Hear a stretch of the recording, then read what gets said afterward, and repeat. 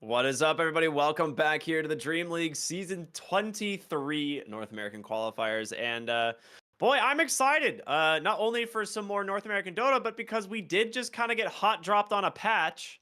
So 7.35D just came out. We'll have some stuff to talk about, of course, with that. My name's Cryptic. I'm here with Zeke Exotics. Zach, how you doing, my friend? Ready for some, I'm sure to be interesting games? Yeah, I became a lot more excited just about an hour ago when this patch dropped. Yeah, I It's think gonna be some good times.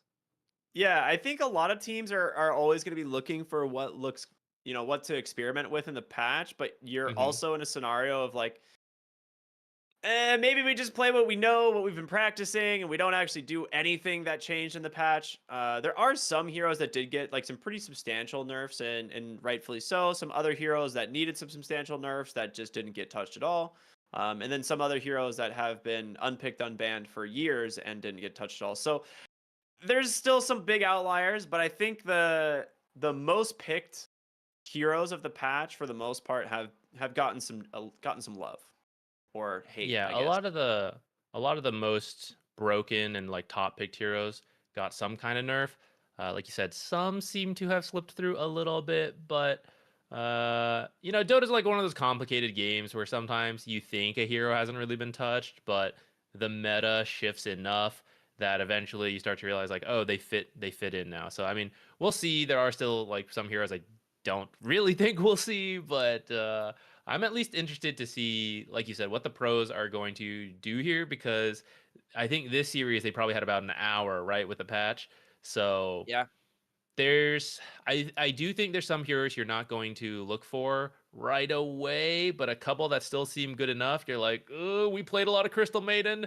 She has a lot of impact before Crystal Clones online. Let's just go with her anyways, right? Like Yeah. I kind of think we might still see that, and then maybe tomorrow or other like qualifiers throughout the next week. That's where maybe we'll see a little bit more of these changes. Yeah, I think Crystal Main's a really good example of like it doesn't affect her lane stage, which is arguably what a lot of people pick her for. Crystal hmm Clone was like this bonus where you're like, well, if we are going to go late, I now have an amazing scaling ability, and it was completely free. Like realistically, the cooldown, 50 mana. yeah, like 50 mana was literally reset completely by her regen by the time it would come off cooldown again. It was just a completely free spell. So I think it was one of those things that they're like, okay, we need to give it a little bit of a cost. I don't think it's going to impact the hero all that much because she does have lots of mana regen. And realistically, she's still going to be able to do the same thing she does early on. Um, I am a little bit excited to see how the balance to Ricky is in this patch. I think he is like one of the best changes that they made in the patch. Oh yeah, Shadowblade buff, Ricky Shadowblade, super known meta strike. How has Hero not been touched in any patch, man? Give me a freaking maybe anything. Yeah, give me anything, man. I'm so sick of this. I just want this I hero to do think something. I kind of feel like Ricky. Maybe you don't even have to touch him, but you have to change Dust. Dust is Yeah. really good right now. Yeah, that's what I was saying. I was like, you can literally buy an 80 gold item that removes your hero from the game. It's pretty rough because like even if you BKB, you're still dusted, right? Like there's literally no way to avoid being detected on this hero, so it's pretty rough. I don't know. I think it's only a matter of time before he gets a balance. Sometime next year would be my guess, but we at least got something to look forward to. Yeah, mid-April. By my calculations, April starts the 1st, ends the 30th, 31st. Is April 30 day one? What is it? That means it could be anywhere from the 2nd to the 29th. That's mid-April. So I'm leaning Mid-April, towards yes. April 29. We'll see. Expectations as high up as possible for that. Can't possibly be disappointed if we expect everything in the next patch. But yeah, at least we have something to look forward to now. Yeah, I'm realistically expecting either the. I mean, let's be real. I spoke with John Valve earlier, and he was like, "Look, we kept delaying this because we know your birthday is the second Thursday of April, and we want to do you a solid and give you the biggest patch in Dota history on your birthday." So I appreciate Valve. Thank you for I'm forgetting the word. I don't know the word right now, Delaying. but yeah, thank you for delaying and then dedicating this patch to me. It's very nice. There we go. After not allowing Ricky to be playable for 8 years, and now I finally get my redemption arc. So yeah, it's gonna be great. I think hopefully the 11th, probably the 18th or 25th, but we'll see what happens. New hero should be cool. I mean, I'm assuming it's coming with the patch. Otherwise, They didn't say that. They dude, just there's said no they way. just said Crownfall mid-April. They didn't say new hero mid-April. They said Crownfall. Dude, if this hero is not involved in Crownfall, that means it doesn't come out till TI. And Oof. I would be shocked. That would be like 19 months without a new hero then at that point. 19 or 20 months without a new hero would be insane. So hopefully that's not the case. Was our last hero Muerta? Muerta, and she came out almost 13 months ago. Yeah, and then we replaced her with Revenant's Brooch Divine Rapier. So Yeah, yeah, did we really have a new hero? I don't know. not really. Yeah. She did I win, mean, like she helped win TI or something, right? Position 4 Muerta, or she didn't win it, yeah. but I think she was a big part of a very common pick there. Yeah, support Muerta was very good. I'll give you that. It was pretty solid. But I really hope to see the new hero in the patch. That'd be a lot of fun. This patch, though, there are a couple of heroes that I think are standouts that we might start seeing creep back into the meta. I want to talk specifically about some of the offlaners because those are what I look for a lot. And Do it. the two that come to mind, Underlord and Sand King. Actually, some pretty substantial changes to their kit. Sand King getting like 6 base damage, which is pretty huge for a universal hero, which I completely forgot he was universal because I haven't touched the hero since they changed him anyway. But yeah, I mean, this allows you to come to lane with like 60 some odd damage depending on your items, and you gain like over like almost 4.5 damage per level being universal. You can build stat items for your lane, so I think this is huge for the hero. Sand King's like weakest component is his lane stage. After that, this hero is a menace. I like the way you referred to it as the bouncy house It of his is. Aghanim Scepter. It really is. It got buffed to where it actually works how it's supposed to with the AoE increases. With whereas like you never even wanted to put points in Sandstorm because you couldn't actually like hit targets with your Aghanim Scepter anymore, which was really weird. So I think the hero has gotten like stealth buffed for a while. Mm-hmm. And I think this one might do it. I think we might start seeing some Sand King. It just seems really good. Like conceptually, his kit seems very good for this patch. So we'll see what ends up happening. And then Underlord is the other big one where they swapped his Aghanim Scepter with his talent. They nerfed it slightly, so it's like 30. Is it 30 or 35% move slow? But 30, I think. 30, yeah. Honestly, a pretty significant talent. Yes, you lose a little bit of Firestorm cooldown, but I think it could be good. I think it could be very good. I think so.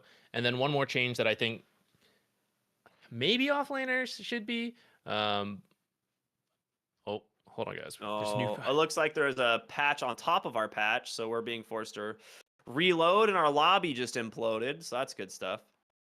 Yeah, we'll get there. Don't worry, you guys can listen to us theory craft for just a little longer. Besides those two, something that sticks out to me is Helm of the Dominator. So now when you dominate a creep, you get the gold for it. In the past, you did not.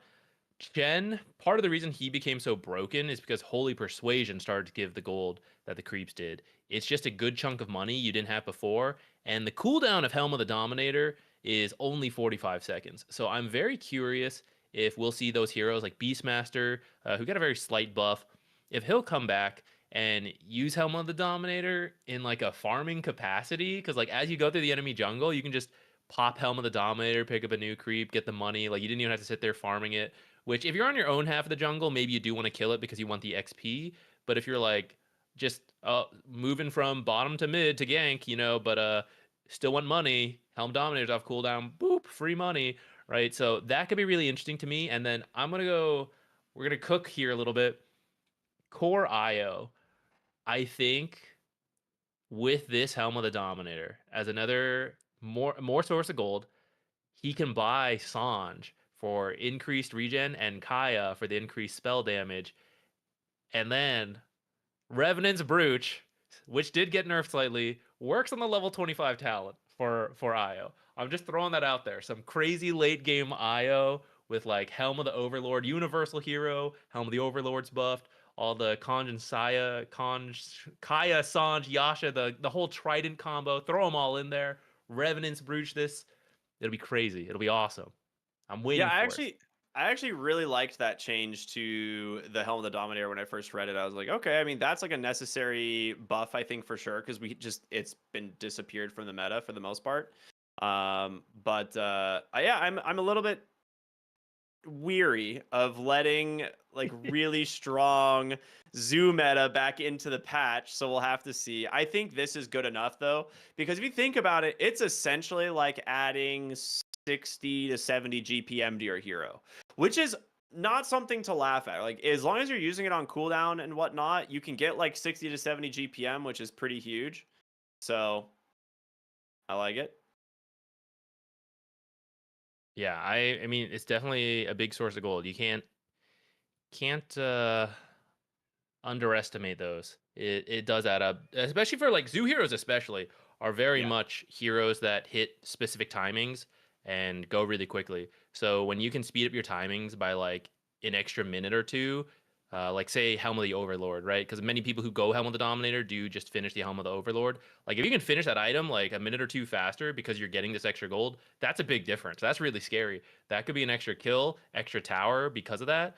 And then you're just like snowballing from there because that's usually what the Zoom meta is about. So anytime these items get a little bit cheaper or apparently just give gold, right? It's scary if you hate the zoo. I'm a little bit surprised that like Weaver's Geminate attack got buffed, I'll be honest. I feel like that was one where I was just like, that's the one component of this hero that is really strong, I feel like. He gets to a point where he just like starts one-shotting or two-shotting like most heroes in the game, but they ended up giving him, it's only 5 damage at every level, but I think that is one of those things that can definitely add up in the lane stage. Like if you think about the fact that now you can choose when to use Geminate attack, whereas previously you couldn't, and so you're always using it to guarantee harass, like that's an extra Mhm. 20 30 damage like a minute that you're taking in the lane, or more probably. So Yeah, then you hit level 25, that plus one Geminate attack, then that's twice the value from that 5 extra damage. yeah. He is a hero who's like picked when it's a really good Weaver game, but otherwise he's pretty ignored. Yeah. So I can kind of understand them wanting to buff him a little bit. I don't know if I like it or not, because playing against Weaver is really annoying, and I'm not the Weaver player, so I don't get to have the fun with Weaver getting back into the meta. Yeah. It's weird that like, yeah, this is what I meant kind of earlier, where it's like it's weird how certain heroes got chose for their buffs or nerfs, because there's a lot of heroes that do need substantial buffs in Dota right now, and like I feel like Weaver has not been unpicked. Like this hero has had decent showings in the pro scene specifically as well. Maybe his win rate in pubs are just abysmal. Not 100% sure, but let me see. I can check actually. Where are the trends on this hero? So it actually is sitting at exactly 50%. So yeah, it's like I didn't feel like Weaver was actually that weak, but yeah, I mean, who knows how they decide what heroes get buffs or bans or nerfs. Interesting stuff. Who knows? Who knows? I One know that all I the Juggernaut think players are sad. I'm sure they would have loved the buff. Maelstrom even got nerfed a little bit, That's which I think yeah, Juggernauts like to build that's that. his only item. That's the thing I don't Yeah, understand. It's like the only thing Juggernaut can build is Maelstrom, and he's already a terrible hero. I think Manta So got nerfed too.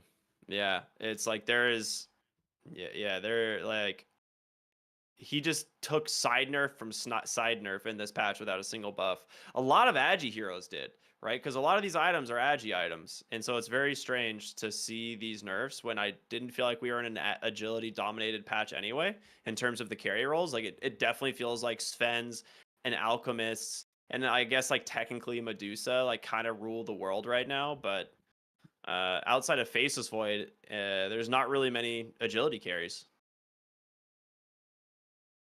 This is kind of true, but I think of those heroes, many of them did build Manta more Yeah. so than like SNY, for example, if you opted for that instead. So maybe that's part of the idea. You know, I don't know. I don't know what I don't know what they're thinking when they do these patches, but I don't know. I'm kind of okay with it. On the I'm up to see like some other things bought because it's kind of an like as the support player who doesn't use the Manta, it's kind of annoying like the dispel component of Manta. Like when you want to do things to these carries, they have the Manta so naturally as a farming tool, and then it's also a defensive tool. So the extra cooldown is kind of nice where they have to choose a little bit more between farm efficiency versus I got to save this to be safe. So I'm I kind of think okay that's with fine. nerfing it. Yeah, I'm fine with that component because this type of nerf affects heroes like Luna and Medusa who just throw illusions down the lane and they just kill the lanes constantly. And I'm fine Mhm. with that. I think reducing its stats would hurt too many of these other heroes. I think this type of nerf definitely affects the split pushers a lot more. I don't know. I like some of the changes. I don't like some of the others. The fact that I feel like Chen and Sven were borderline not touched at all in this patch is kind of crazy to me. I feel like we're going to be seeing Chen still first phase banned in every professional game. Um, but we can actually find out now because we have a draft. So let's go ahead and finally do this. And hey, would you look at that? That is a You just Chen don't want first to ban. risk it. You know? Yeah. I But mean, didn't you I read the think his patch nerf. notes? Chen had it coming, man.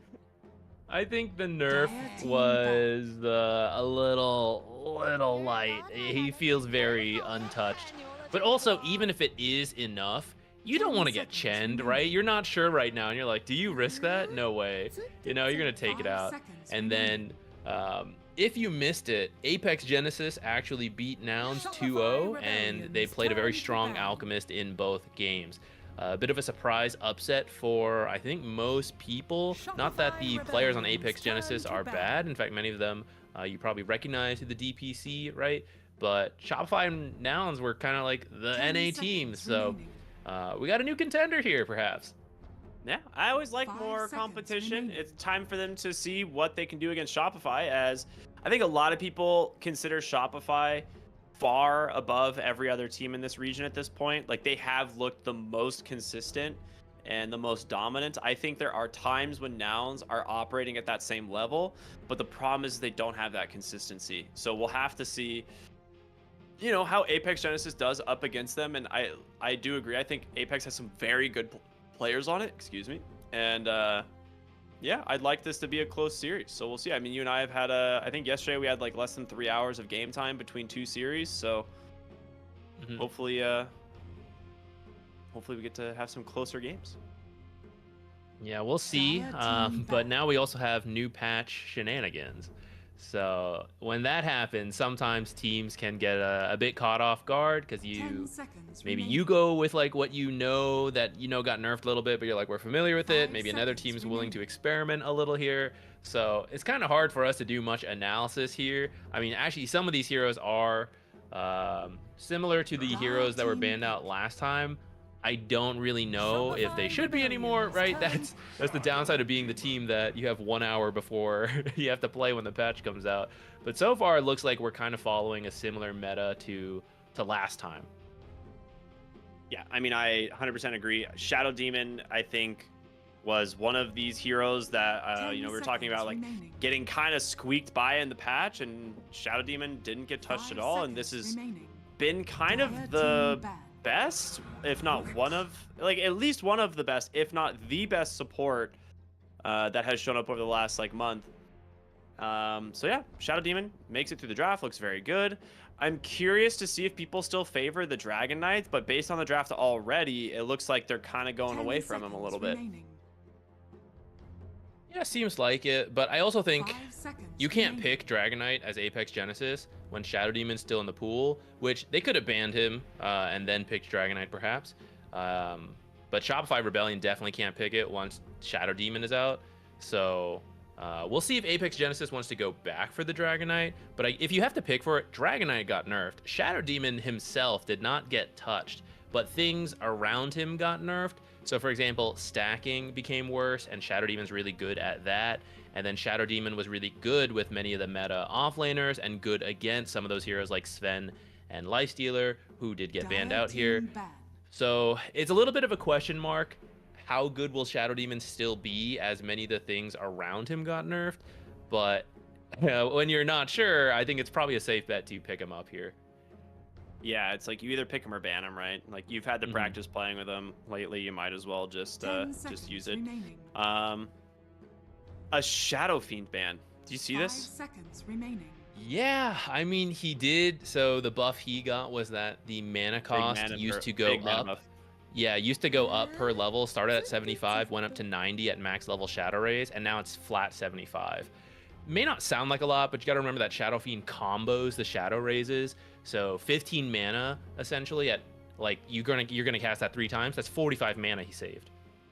And it's 5 mana per level each level, right? If I'm not mistaken, that was saved. Yes. So even at level 2, your combo is saving you an extra 15 mana, and then at level 3 even more. And I think part of that is one of the big benefits of this is like it allows you to play it in the safe lane realistically. And I think that's one of the things with Shadow Fiend that is has been a major issue, is you want to play him in the safe lane, but you don't have the mana to sustain his farming ability, which is Shadow Rays, and then you're forced to go like your aura and all these things, and then you just farm too slow. So you kind of needed this balance, and I think right now with that buff to the mana, people might be going back to trying him in the safe lane, going for things like Falcon Blade to give him a little bit of mana regen, stuff like that. I'm definitely going to be trying it because Shadow Fiend's one of my favorite heroes, but yeah, an interesting ban for sure. Yeah, so we got Tiny picked up here. Rubik as a position 5 has really dropped off, but I do remember seeing Kitrak play it, so this could be the 5-4 combo here. But Yopaj also plays a pretty nice Tiny mid. Tiny did get nerfed, so Tree Grab is going to give less base damage in the early levels. I believe 6 base damage at level 1. I think at max level it's the same. And, I mean, definitely a nerf. I think that's harder to mid Tiny, obviously having to do with like the last hits and denies. Whereas support Tiny, his laning stage got a lot better because Tree Grab was good and you can just like out trade people with Tree Grab. But Tiny has historically been played even though he was a bad laner. And so I think even though this is nerfed, like you can still play Tiny support if you want to here for Shopify Rebellion. Yeah, I like the Beastmaster pick. So I think this, like neither of these two heroes as supports can deal with this Beastmaster at all. Shopify Rebellion's turn. Very true. It might make you want to put Tiny in mid then and grab a different support who can help deal with Beastmaster potentially. Yeah, I mean you could go for the Crystal Maiden to stop the boars, or you could go for like an Undying who just like plays aggressively in the lane. But either way, your alternative is to pick a carry that like crushes the Beastmaster. And honestly, there's not a ton of heroes that beat Beastmaster, because if, like, say you shut down the boars and you can play your super aggressive, he just goes and maxes the axes and just farms instead. So there's a couple different ways that we can actually play this.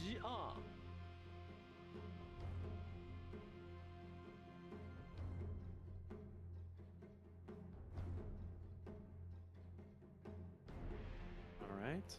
Trying to see. Troll didn't get nerfed, right? Oh no, Yeah, he did. They used his shard whirling axes max for some reason. Shopify Rebellions. Or the Oh, fervor that's- axe.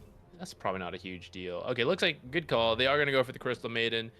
Frostbite's already been a very popular build, and if Beastmaster does decide to go for the Boar build, or if he gets the Helm of Dominator, which is very likely, then Frostbite's really good versus that. 10 seconds remaining.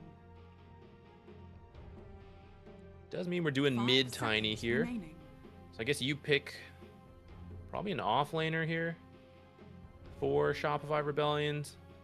I mean, I guess you could pick a carry as well, but Adios, payasos. 太牛了这一波！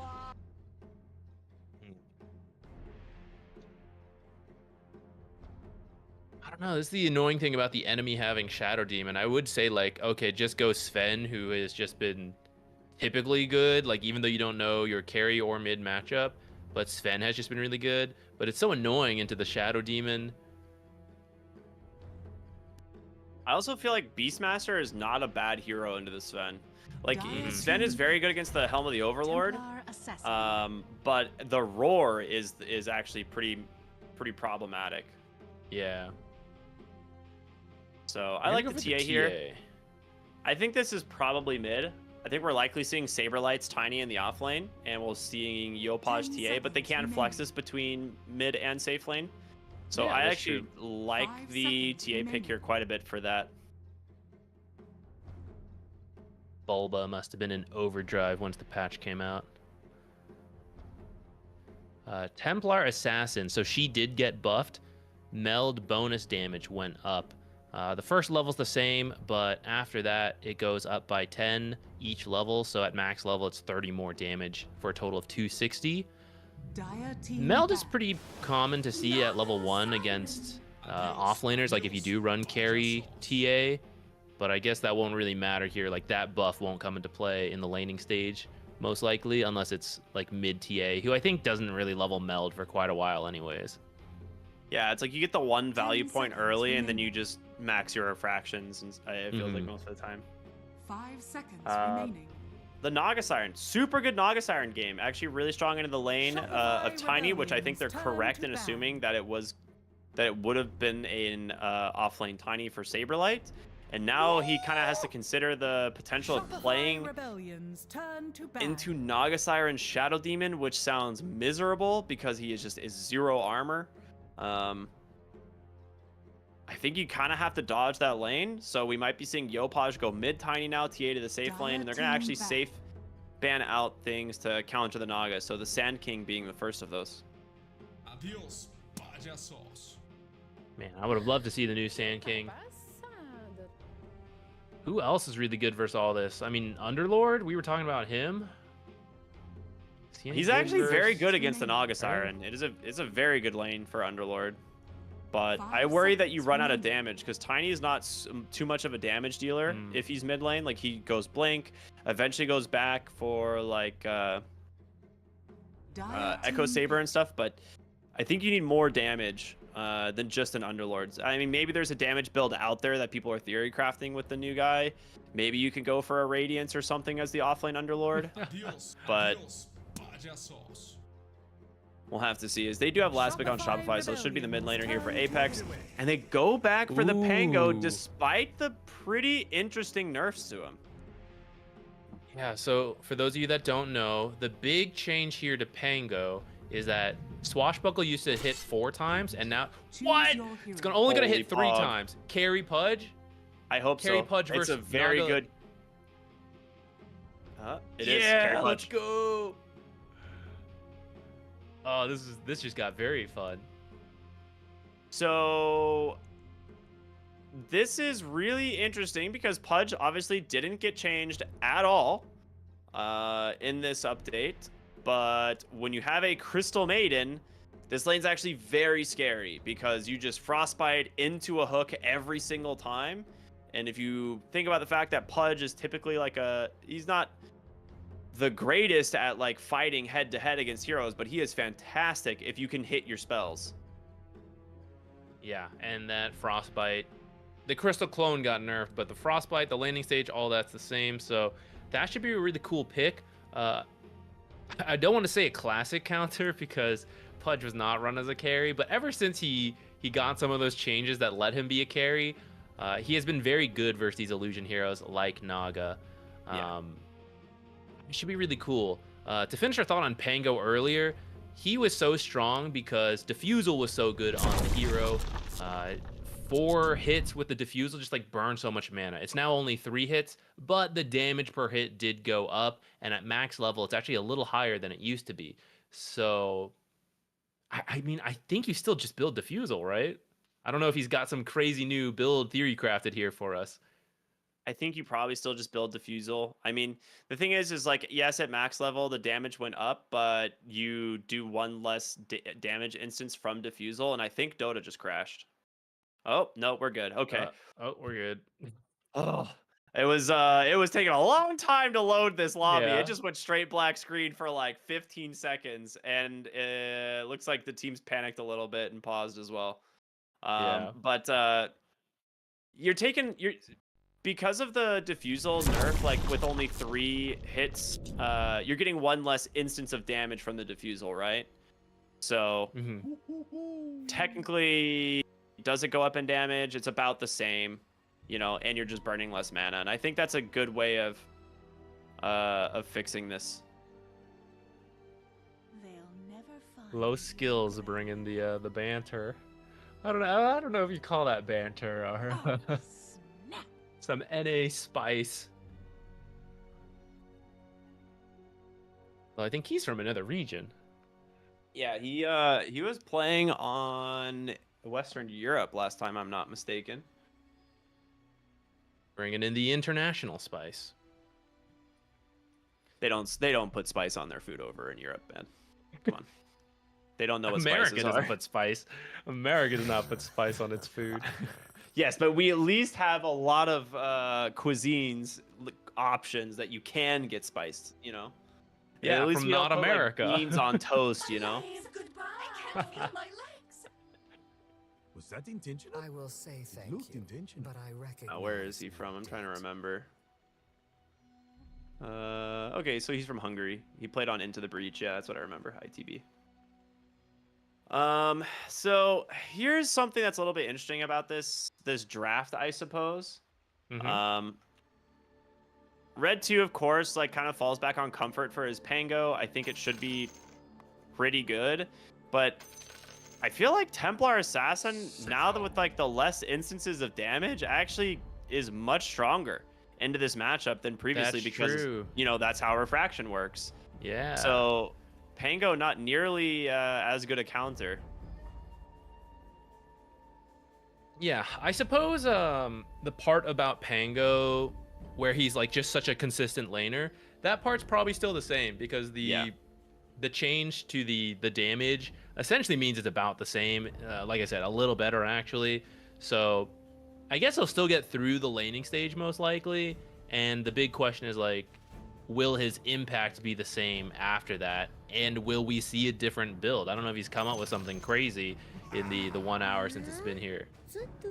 I actually would have been perfectly okay with him making it so that Swashbuckle just doesn't do as much damage. Like, I don't know why they felt obligated to be like, oh, well, we got to make it do more damage now in the late game. And it's like, but why? Like, you did you though? But why? Did you need to make it do more damage? Pango's had it too good for too long, honestly. So That is true. we'll have to That is see. true. If he got nerfed into the abyss for a bit, I think people wouldn't mind too much. Yeah. Maybe Red Well. 2 would. He's Grandmaster here. Yeah, it's one of his favorite heroes. But it's time to jump into the game. Finally, as the pause ends, it's gonna be Shopify versus. Gosh, Apex. Oh my. Apex Genesis. That's it. That's their name. God, what a name. I mean, it's better than some other names we've had, but you know, that one will do. Ooh, late smoke for Shopify Rebellion. This should be... He hasn't skilled anything yet. We can still get a Pudge hook for the first blood attempt here. The wards are already out for Apex Genesis, and their wards are on the top half, though, so they may not see this smoke. The smoke's gonna pop. RTZ's like, blind there's hook it. someone here. Just do it. Blind There's hook. someone down here, guys. They I actually don't... know. Did he sidestep? I don't think he saw Yeah. it. Wait, he's He gonna do it. Do it. They're Did thinking they about actually it. just care more about getting this battle kill than begins. actually getting their runes? But they're No, not they're getting gonna wait for punished him on the to other creep side. block. They're gonna, Yeah. they're gonna wait for him to creep block, and then they're gonna hook him. He's like, oh god! Into the frostbite, blood grenade to follow, fade bolt. They're gonna give this one on over to Arteezy's Pudge. So first blood going to him, and your creep block not gonna happen either. So But you already they are knew very happy about that one. Your Pudge starting the game with 1,000 net worth. Not bad. Yeah, that's very good because Pudge is very much a tempo hero when he's played as carry. If he falls behind, it feels really bad. So you want your Pudge to have a very good start, and first blood against the enemy offlaner means his lane is already set up in a fantastic situation as well. So let's hope he can keep landing those hooks throughout the games, because he's definitely in the position to carry. He also TP'd out here, so if you Kitrak gets a frostbite here and they just hook under tower, that's what they're looking for. And suddenly your lane becomes really rough. So you have to focus on your positioning and play opposite the lane from the Crystal Maiden. Else, you know, you're basically just gonna feed to this combo. 50% on hook so far, but that's okay. That's probably enough to win if he lands the rest like that. And it's passing in the North American education system. That's so true. Painfully true. So unfortunately true. If there's anything we like here, it's the reduction of standards. Speaking of missing 50%, a lot of these lanes aren't they're getting a lot of denies. Yeah, they really are. We're not seeing a lot of CS between the two lanes. It's 5 denies in mid from the Templar, and Pudge, of course, having the best time of anyone right now. They're doubling the CS of any other hero, which is kind of par for the course. Is this, you know, he comes to lane with 79 damage, which is, you know, if you check your books real quick, that's a lot. It's a lot of damage. Some bottom, maybe? Oh, okay. It looked like they maybe were thinking about going there, but Pudge is a pretty low armor hero, so when you get hit by My body in Oh, very nice kill top lane. That was sick. I mean, it's honestly, I think Saberlight just kind of outplaying him a little bit. I don't know if he just like thought he was tankier than he was, but he just takes Fade Bolt into Avalanche, and that was enough.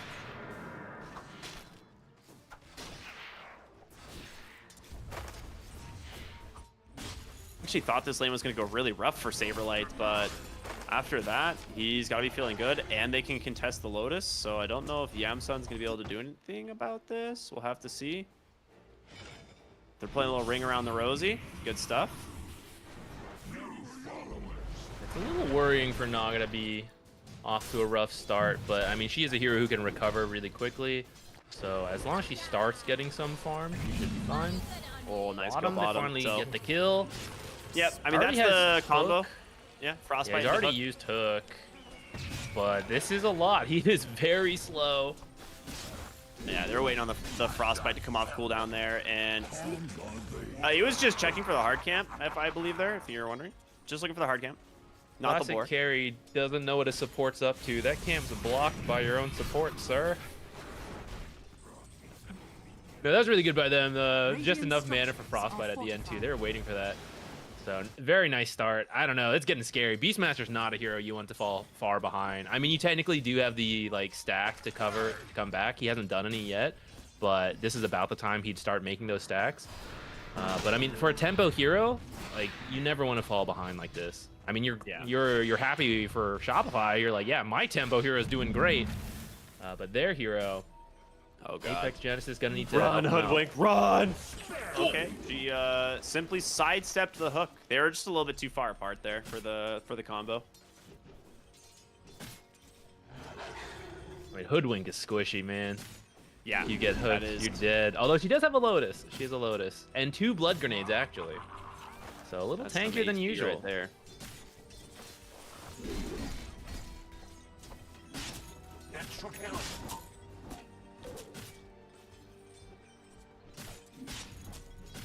Dude, I feel like Crystal Maiden is just waiting to get sights on the Hoodwink to just set up a Frostbite.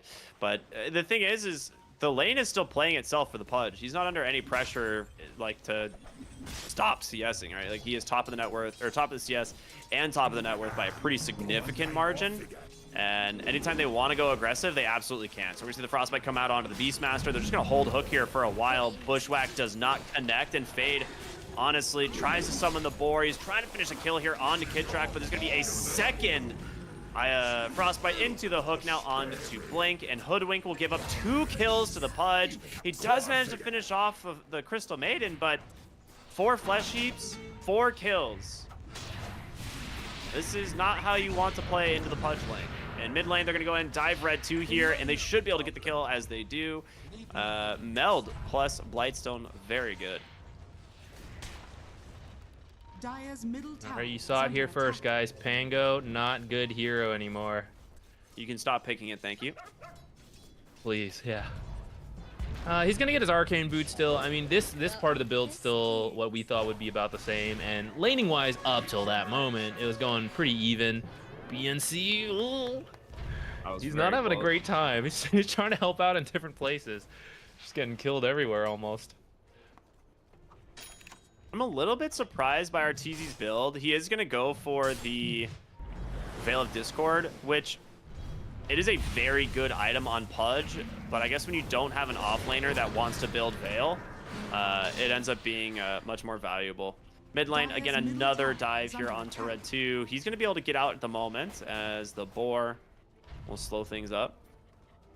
I would love to see them steal these stacks, actually, because TA is one of the best heroes for this kind of thing. And they This is already the only know. recovery for Beastmaster, Yeah, too. you know Beastmaster has no game besides doing these stacks. Radiant are Look at scanning. Arteezy. He's playing so aggressive over here. He He's knows almost what sixth. Fade wants to do. He's like, He you're actually just trying to kills farm him. stacks.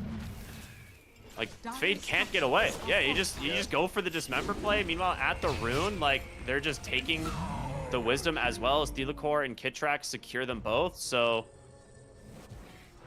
Oh boy.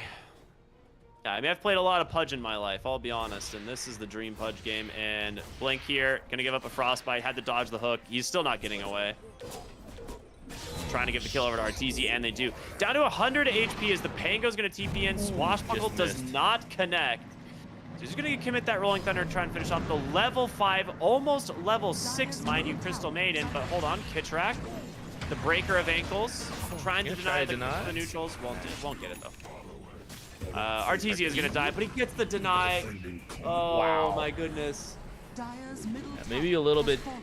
too much aggression here, but the fact that he denies himself, oh, that feels bad. He would have been worth so much money for Apex Genesis. He's at 4.6 net worth at 8 minutes.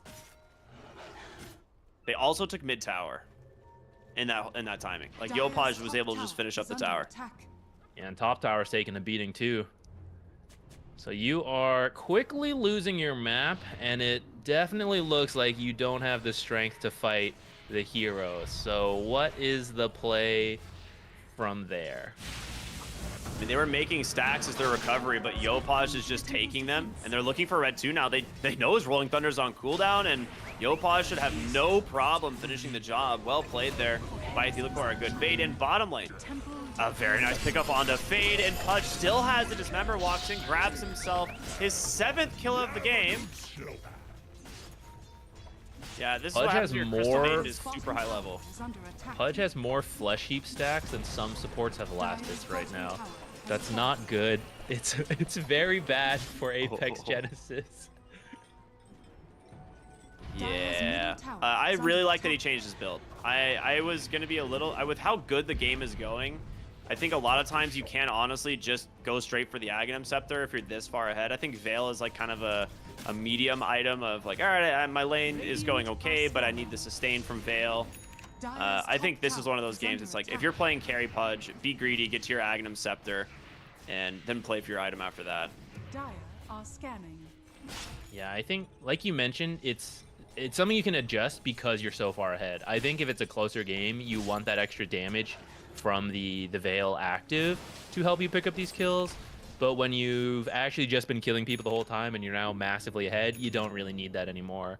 So yeah, I'm glad to see the Ags rush too. Though I kind of want him to go back for it later because I do think Veil / Shivas is pretty good versus Naga.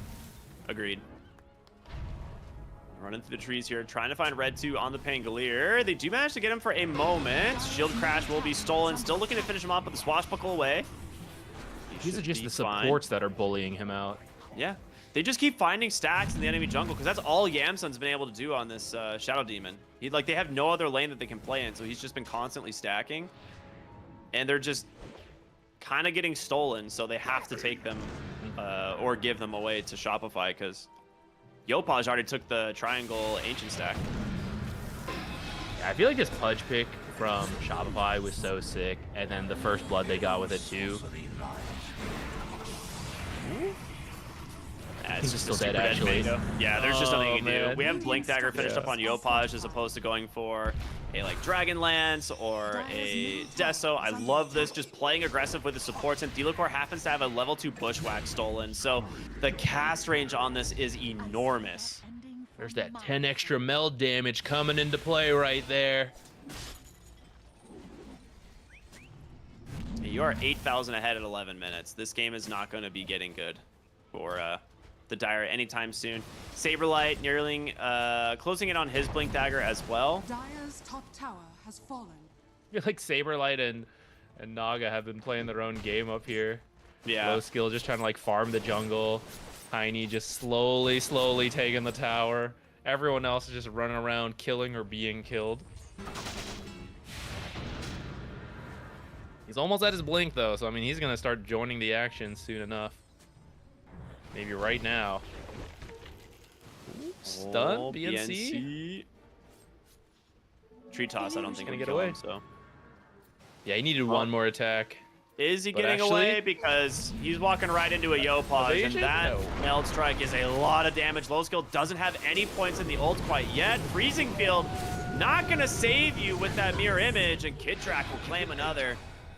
17-2 at the 12-minute mark, as Arteezy is 130 gold from an Aghanim Scepter. Radiant's bottom tower is under 12.5 minute Aghanim Scepter. That is scary. Now I do want to highlight here, Pudge has maxed Flesh Heap. This is very important if you're going to rush in Aghanims. You need this or you will destroy yourself trying to use the Aghanims. So in your pubs, do not max hook and then rush Ags. You gotta get Flesh Heap. Are you sure? It's pretty funny when you like press, Rot with Aghanim Scepter and you lose like 150 health a second. You will actually do the most damage to yourself if you don't have the Flesh Heap. Yeah. Level 4 Flesh Heap will block even Aghanim Scepter's increased Rot damage, so yeah, he'll take no damage while that Flesh Heap is active. Has that 8-second duration, 17-second cooldown. It's very nice. For those of you that don't know, it's because Flesh or Rot is, I think it's 0.2 instances. So you're actually blocking lots of little instances. Oh my goodness, BNC. Yeah, that's a lot of damage. Blink reveal here from Saberlight. Goes for the toss to the Pudge. Unfortunately, does not connect. Fade has to go for the roar to not die here. But I don't know if you're getting out. There is another toss in a moment, another avalanche in a moment, but they've got the vision, and Fade will end up getting ran down here. Monster kill for the Pudge. And Kidrak, he's set up here to take the Wisdom Rune again. He's kind of daring anyone challenge him as his team is barreling down the lane to close the gap. He's not even hiding there. He's literally chasing people away. They're bringing everyone, but You gotta be very careful. Avalanche toss. Yamsun's already dead. Low skill nearly dies as well. 4 points Wild Axe is stolen here for Theelacor. They're trying to just finish off the Crystal Maiden, but she's still alive. Gets the freezing field. Finally dropped on Yopaj on the backside, just cleaning him up as a sharpshooter comes through, snipes down an extra hero. Red 2 trying to finish off the Templar Assassin. He gets the refraction. He should have a blink to safety as well. And does he decide? Ooh, nice. Fade does have dust, but there is a trap here to slow him up. And guess what? Saberlight's back, baby. Tiny Avalanche. Another toss in a moment, but won't be able to do it. So he'll get it. He'll get out.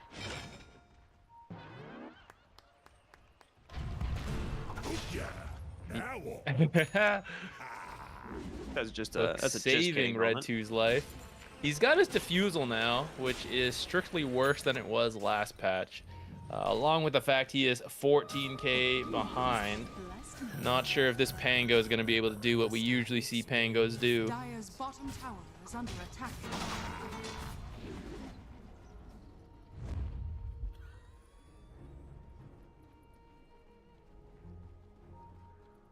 I mean, is there a turning point Yes.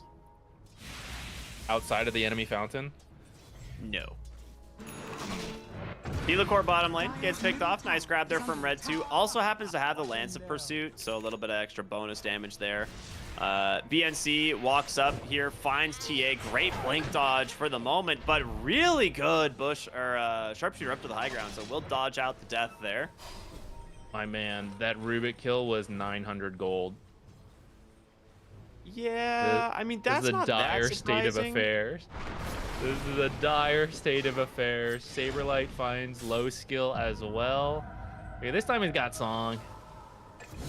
Pudge already got him though. He was waiting on the he was waiting out the song the whole time. Gets the hook.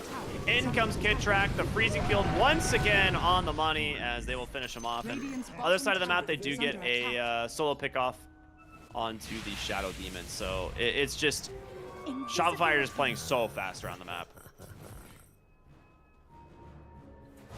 Looks like Pudge did go back for the Veil. Actually gonna go back for a Soul Ring as well. Just, Radiant's ooh, bottom tower is under Jesus. Dire's middle tower is under attack. Well, they tried to cancel Pudge's TP. Yopaj, however, like 3 shots the Pango. So literally 3 shots. 1, 2, 3. Okay, 4 shots. My bad. 1,300 physical damage. Very nice. As he is gonna go for the Deso. He's got the Dragon Lance. He's like, I don't need BKB. I don't need Force Step. I don't need Hurricane Pike. I want Deso. I want to hit heroes and hit them hard. And I don't blame them. They are so far ahead. I don't really feel like they are under too much threat. Top lane. Saberlight's got his sights set here on another kill potentially. No, he's just gonna clear out the wave instead. That's the Helm of the Dominator creep.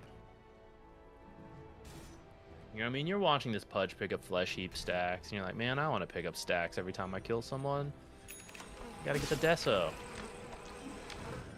Okay. Also, I mean, it'll TJ just has a help him dank take build. buildings faster, right? Do you see this? Do you see what he has queued up? Whisper the Dread into a Dagon. Dire's middle tower. Dude, hard I have to counter to the Helm wonder. of the Dominator. Oh, Saberlight finds BNC here. He goes for another jump away through the trees. Frostbite, though, plus the vision from this Crystal Maiden is just too much. The toss comes in as well as they will get the kill. What were you wondering? Just like if he was actually going to go for the Dagon, but he does. He wants the 15% spell life steal. Dire's middle tower is And under it is, attack. I mean, it is pretty sick on a Pudge. I'll be honest. He also has the Rot Slow talent. He'll probably pick the extra spell life steal up at 15. He's like, someone let me get a hook here. But no, they're blocking him off. He'll pop the drums though, speed the Pudge on over. Trying to get to fade Arteezy. He's like, I got a Dagon, guys. He's mine. Oh, he didn't get his... Oh, no, he did get the Flesh Heap. Yeah, you get killed. Yeah, Flesh Heap kills always grant the Flesh Heap. I think that's the true reason he built the Dagon. I think we just saw it there. Memes aside, it's kind of good on Pudge because of how much magic damage you do. So I think the spell Dire's lifesteal middle is tower quite is nice. under Or I should attack. say spell damage you do. Next big brain. I have another big brain take here when you're ready. Okay, yeah. One shot's Helm of the Dominator. Yeah, that's what I'm saying. Hard counter, dude. That's just pick-off after Dire's middle pick-off, it tower feels is like. under attack. Okay, it's more meme if he starts leveling up the Dagon. Absolutely. I don't think you need more than one level. Radiant's bottom tower is under attack.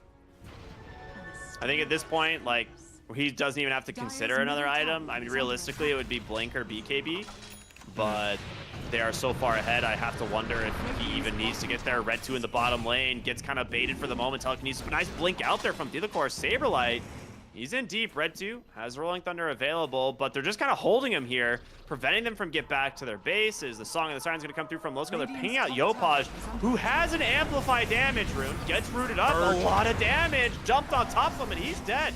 But now it's time for Arteezy to get to work. A double kill on the backside, taking down the carry Naga Siren.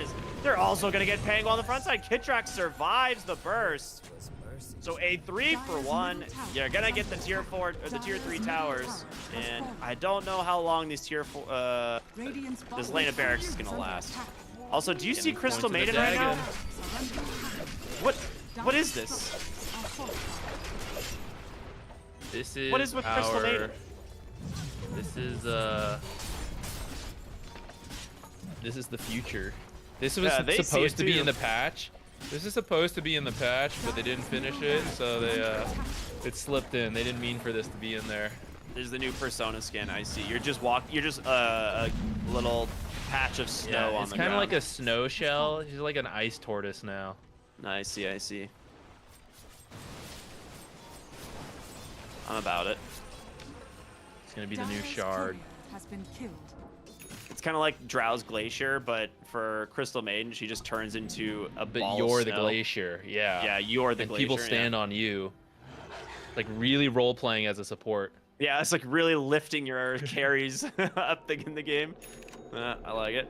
Okay, Arteezy is queuing up. Okay, he had the level 5 Dagon queued. He is going back for a Kaya Sanj. Which I mean Crystal is such a Maiden sick item for. sets up a kill here for the Hoodwink. Oh god. Dire's top tower is It's under not attack. looking good, I'll be honest. One lane of barracks down, looking for the tier 2 top. 21,000 gold advantage as Tiny just walks in, finds the whole enemy team. He might give up his life here. He's taking a beating from these Naga Siren illusions as Red 2 trying to close the gap, get on top of him with that bushwhack. He connects. Tower is under attack. Still ends up giving us life in the process, and Arteezy and Yopaj will clean up the rest. 2 more kills going their way. And all of these things, I mean, it's just flesh heap after flesh heap for this Pudge. I'll be creeping while you are sleeping. How many Dire's Dagon top recipes? tower Oh has no, fallen. right, you said he switched to Kaya Sanj. It could have been the Dagon 5 on the way right now. It could have been a little bit He disappointing. deprived But the people of this. I guess, I mean, Kaya Sanj with a Whisper of the Dread on Pudge is kind of cracked, I'll be honest. Yeah, it's pretty insane. Because how much spell amp? 22%? Yeah, that's pretty good. Dire's top tower has fallen. Dire's top barracks are under attack. I wish Rot, like, displayed its damage correctly. It's kind of annoying, but oh well. Does he make it out? Yeah, he's out. Dude, Beastmaster is just getting poked down, trap after trap. The shard from Yopaj giving the silence is pretty substantial. Dire's top barracks are under attack. Core stole in Snare as well. Dire's top barracks More has easy fallen. setup for the hooks. I like it. I actually can't believe Ensnare is so Dire's short top range on a Rubik. barracks has fallen. I thought it'd be further. And its only base is 500 cast range, so you just Dire what, 740 for him with no other cast range item.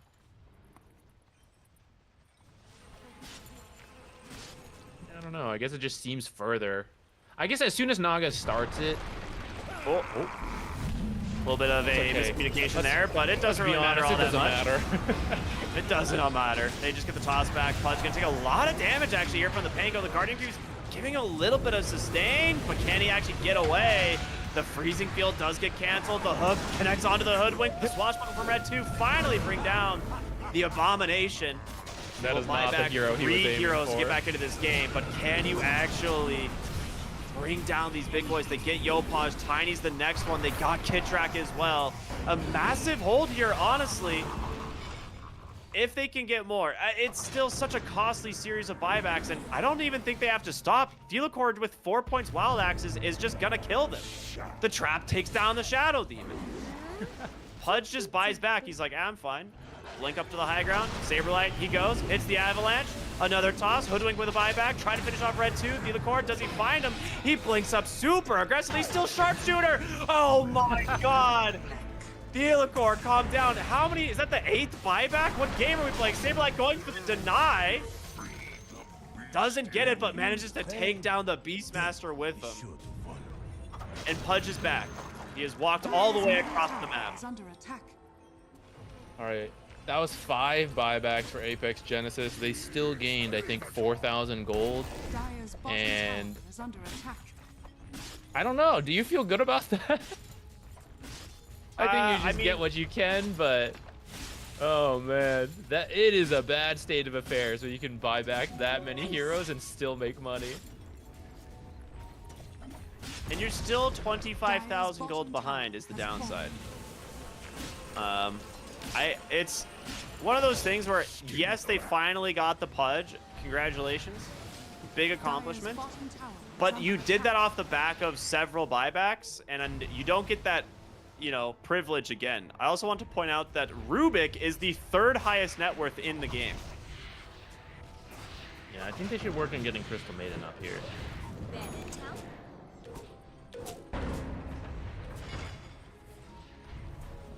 All right, one more set. Is under attack. Song set up. Just See what hook they the can do. bullet.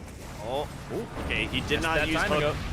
Yeah, and because of that, they get themselves a really nice kill onto Yopaj and Pudge. Underneath the tower here, he's tanky. He's already popped the Flesh Heap. Needs to be very careful. Sharpshooter comes through. Hook off the mark again. Disruption actually could do a lot of extra damage to the Beastmasters. They're setting their targets up on another hero. The Lotus going to protect them for the moment. They're looking for low skill on the side. Saberlight fishing as well. Won't find a target. Maybe backing away here. Being a little overconfident here on Shopify, but you still have to be very careful on the side of Apex Genesis because any setup is probably death. And Pudge is full HP again, so, you know, there's that. Dire's bottom tower Is he going for Bloodstone to increase rot size? Yeah, he is. Yeah. Nice. Actually, just your whole screen being rotted. It's also just a ton of spell lifesteal, and, like, why not? Why not just get more? Amp it all up with the Sange components, too. His Dismember heals like 3,000 HP, by the way.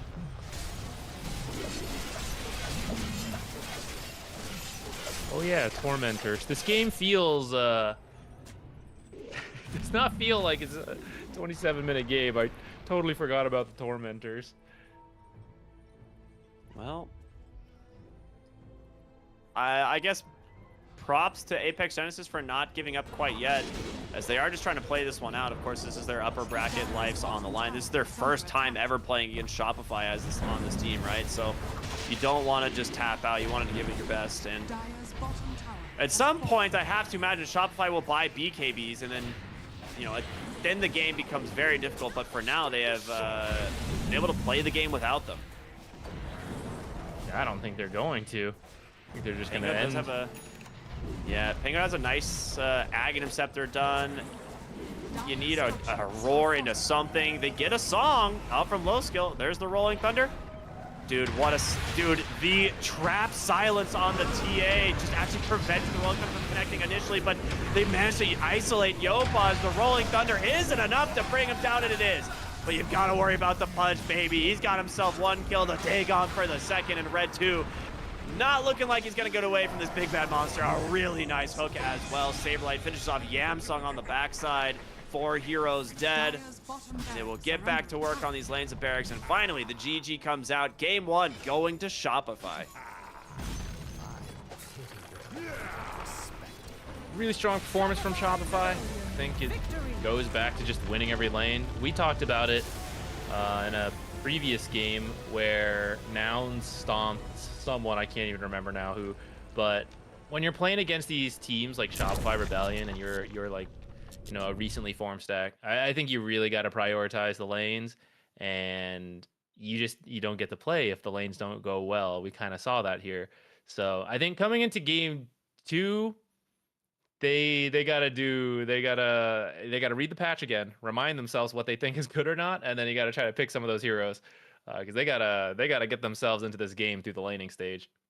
Yeah. I think honestly, Pango looks still just as strong. Like it doesn't look like you feel the difference in his damage output. It is just the mana burn. So I guess maybe you're like, oh, it's better for supports that, they don't lose as much mana. But the problem is that Swashbuckle does more damage now. So at level 7, when you have like 4-point Swashbuckle, your supports are just dying faster to this ability. So Pango still looks fantastic. So I'm not too worried about this hero disappearing from the meta anytime soon. We'll have to see what their approach is going to be to the lanes. But yeah, game 1, handedly going to Shopify as they're having a little bit of fun diving here and there as Arteezy's Pudge, always a treat. But for now, we're going to go to a short break, everyone, and we'll be back with said game number 2 of Shopify versus Apex Genesis here on these North American closed qualifiers. Stay tuned. We'll see you in a bit.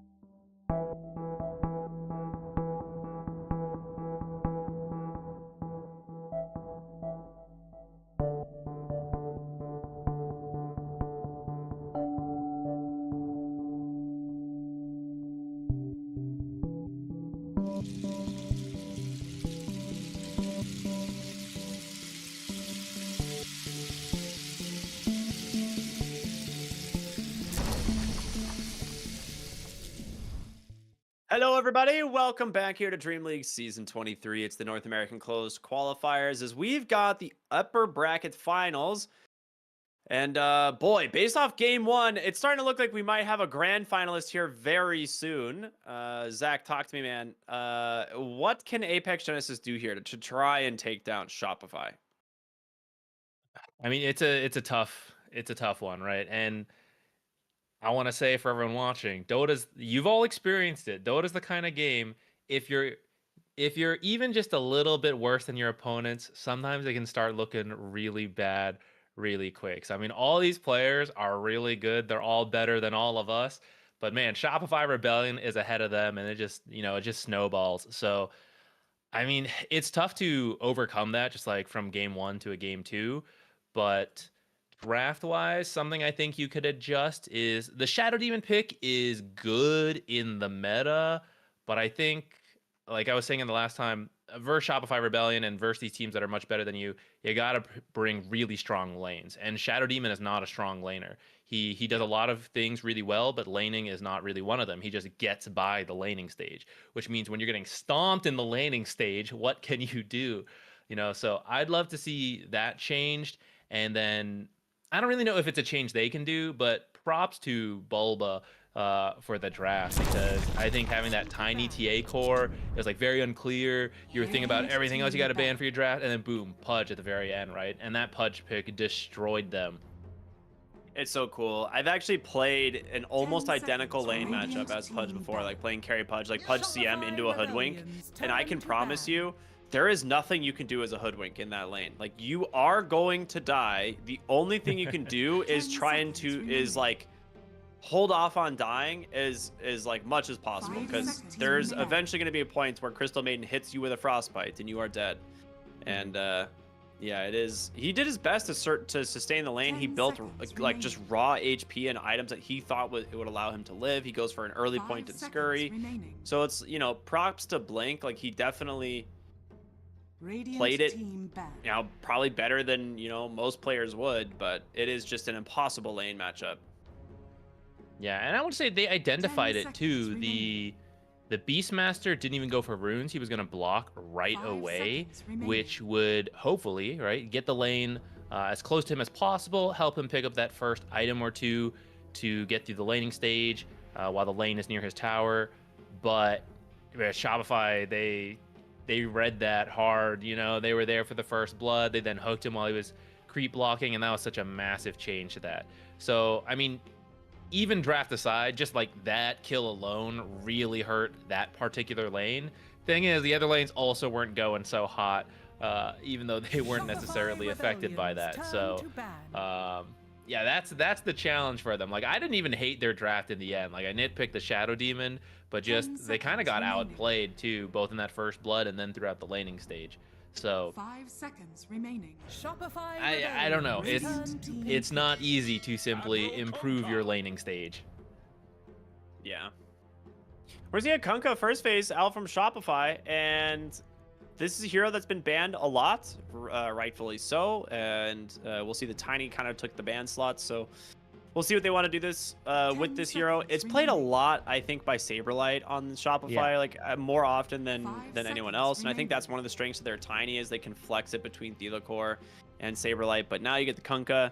You can flex it between mid and off lane. He's a great opener hero. Didn't get touched in the patch. Didn't really receive any side nerfs either. Like, no items that this guy that Kunkka buys really got changed. So I feel like this is just... I think he did get a nerf. I think one of his talents. I think okay. the extra torrent damage and knockup duration went from 30% to 25%, yeah.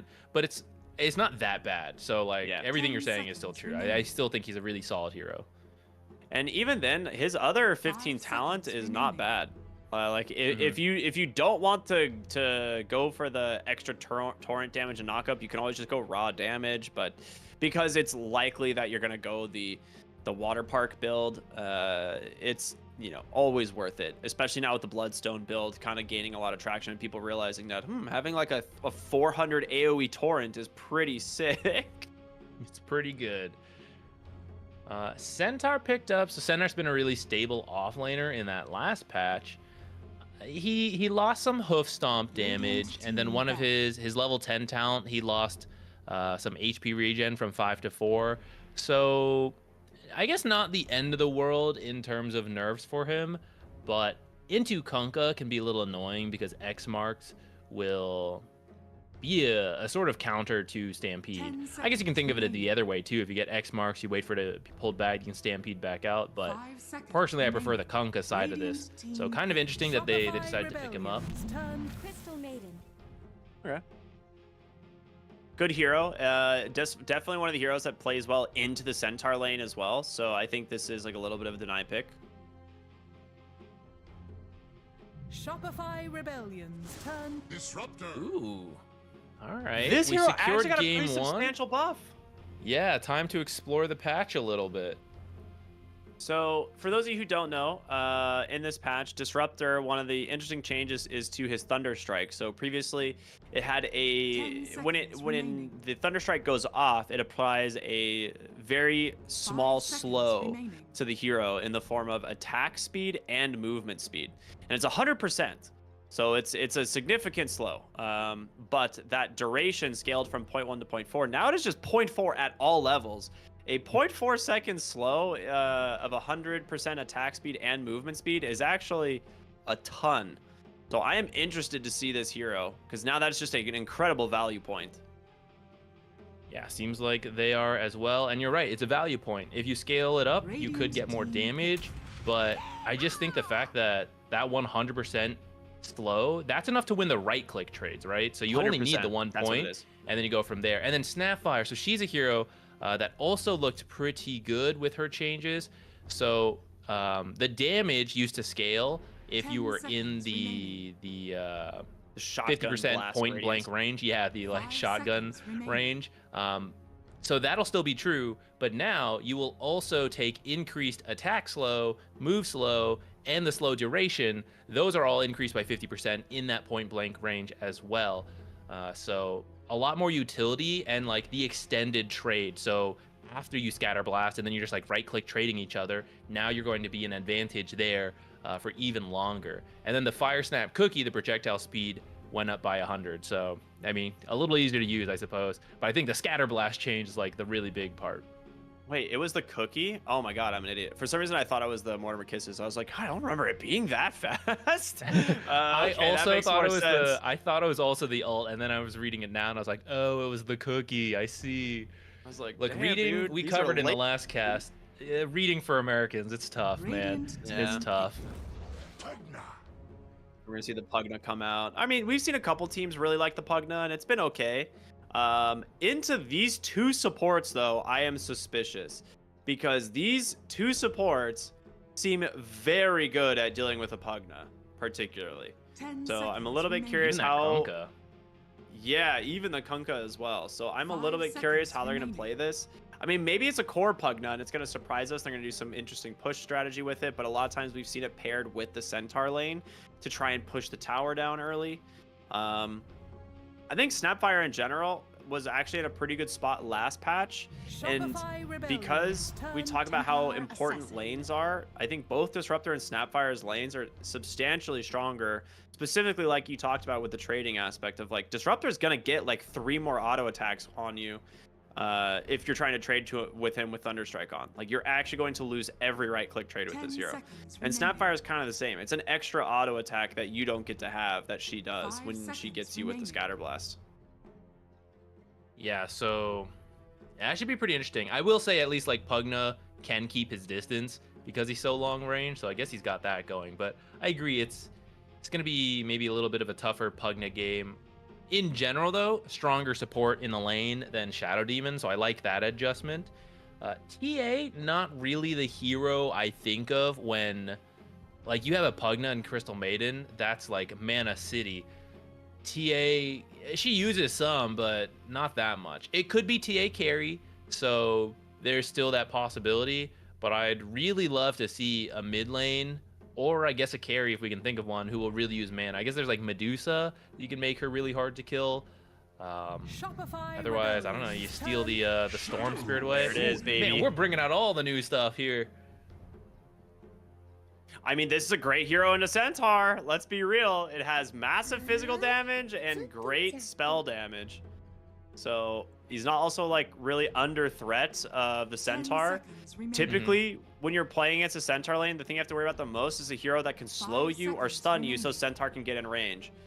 You have neither of those, right? Like you have a Pugna. So Decrep is like your only real option for centaur to get on top of the Shadow Fiend, but if centaur starts to walk at him, he just hits the raises. So this is a sick lane. Disruptor Shadow Fiend is really scary. If you think you're gonna get away, you get glimpsed back, or you just get put in a cage. So Is there a I'm world excited. where we see mid Shadow Fiend instead? You think? Radiant Nah. team back. mid Shadow Fiend, I don't think really does exceptionally well against Templar Assassin anyway. It's got to be safe lane Shadow Fiend. Like with the Disruptor lane, it's just so good.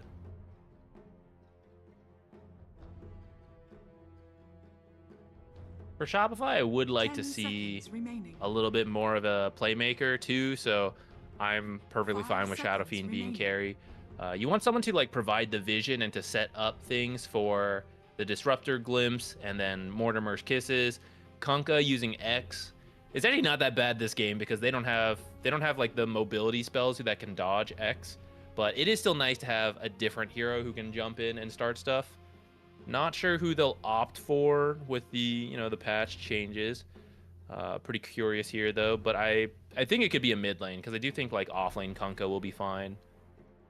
I guess you could go for an off lane actually, if you wanted to. You could.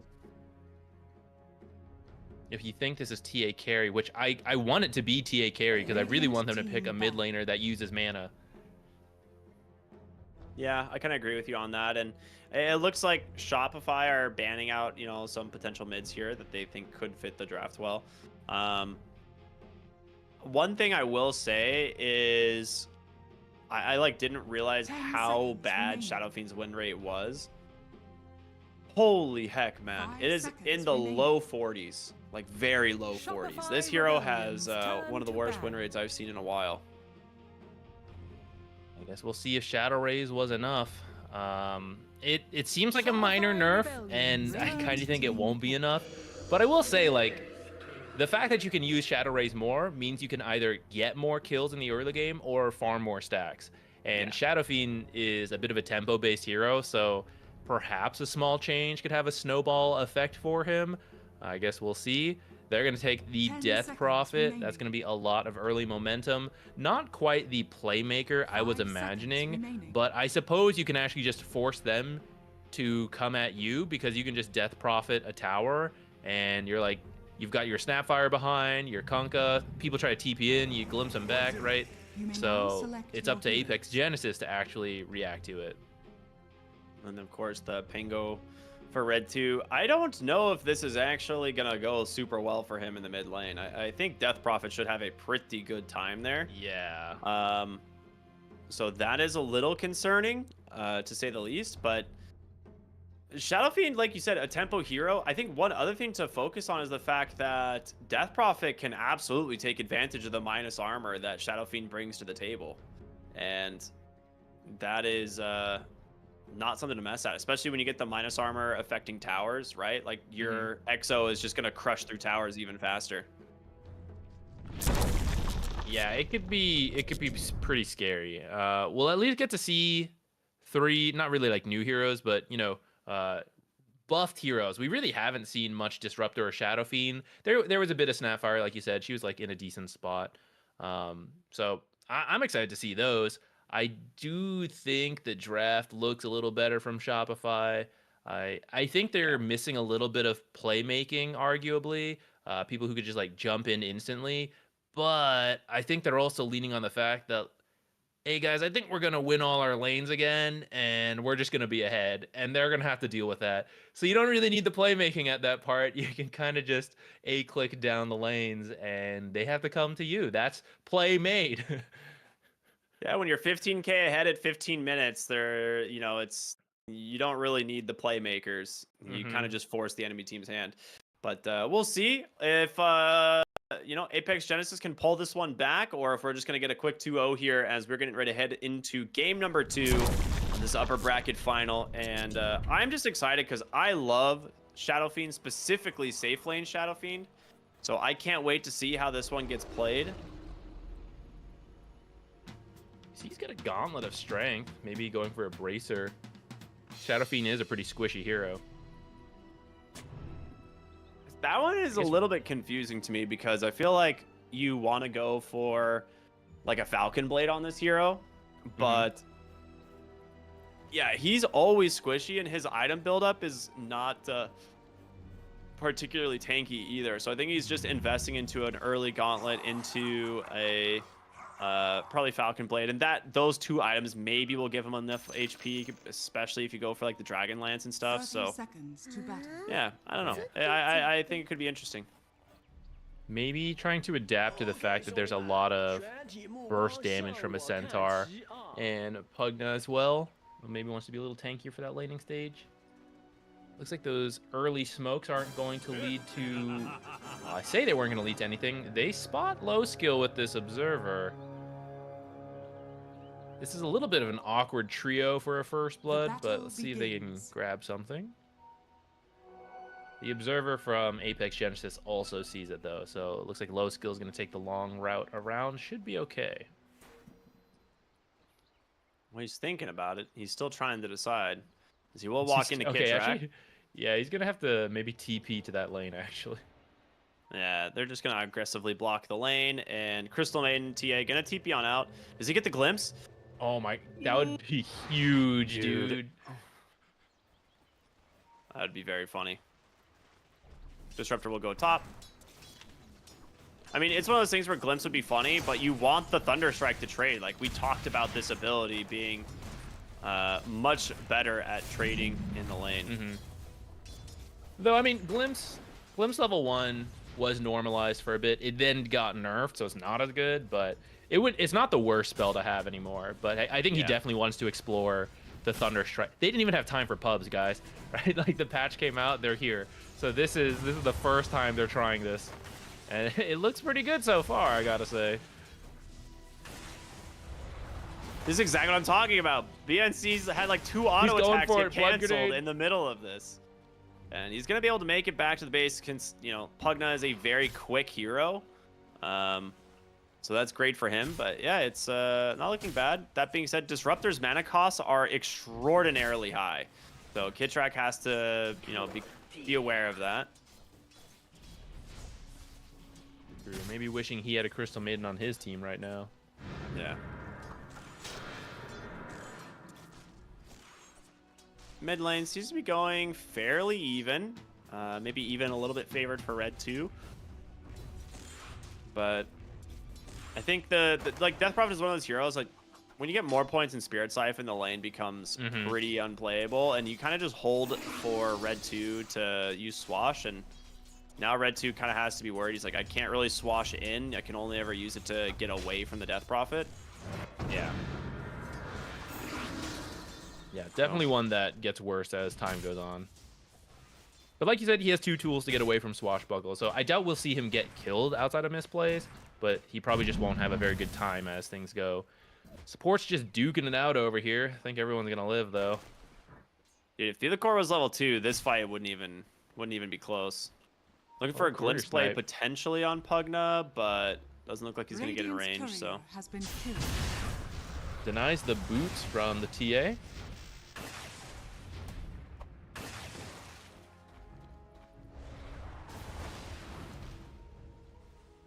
Taking boots away from TA is pretty huge.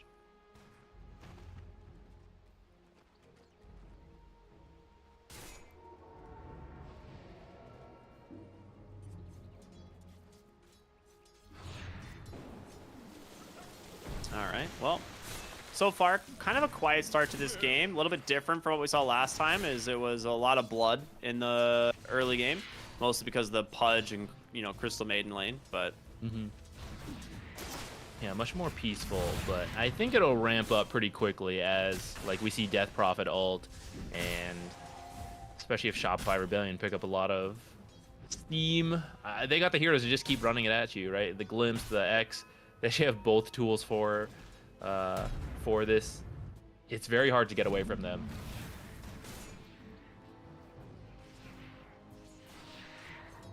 Arteezy's just going to bring out some boots and some raindrops, which, I mean, kind of makes sense. He needs to be able to have the movement speed to play around these guys. I'm curious though if we're gonna see like how we like if they're gonna try and make a play here in the top lane anytime soon. They did try. They had a glimpse play, but Centaur zoned off the Shadow Fiend from feeling comfortable. He's got the points in Raze, so he wants to do it.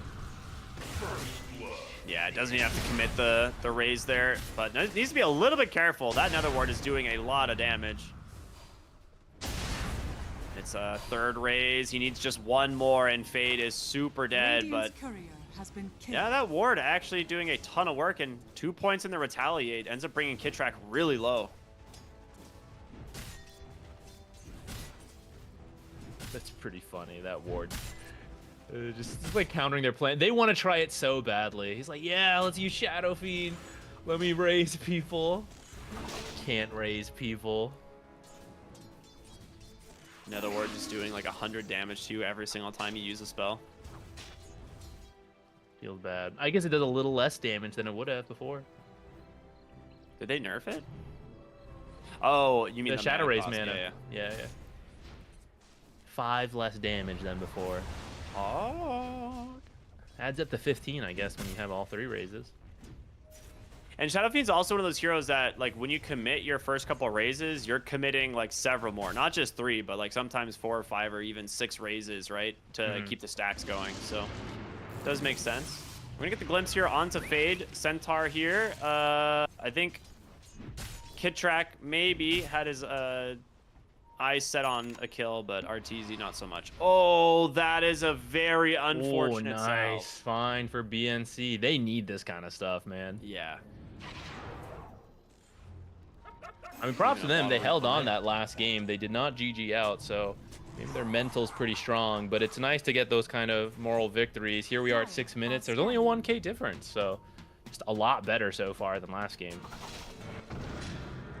Hyrule will be top, and it's a shield rune for the Pango. That's quite nice.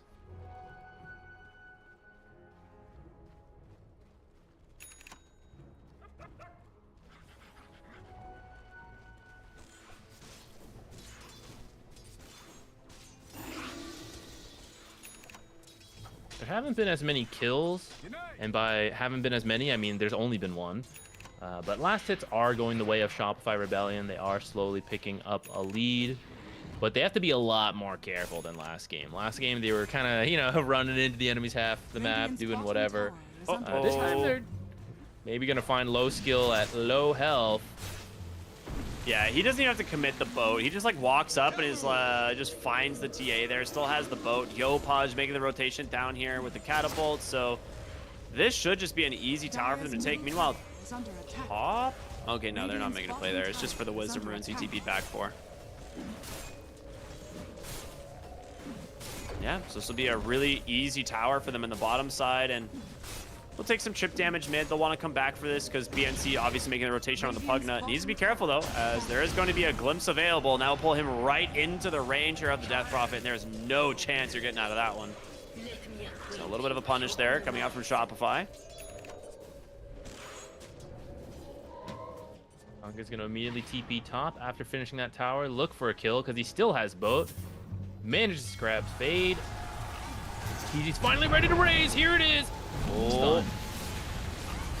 Yeah, I mean, triple raise should be more than enough. And it is. Yamsun reveals himself around the Crystal Maiden and now actually has to be very careful going for the TP out. The Requiem not in time, but guess what is?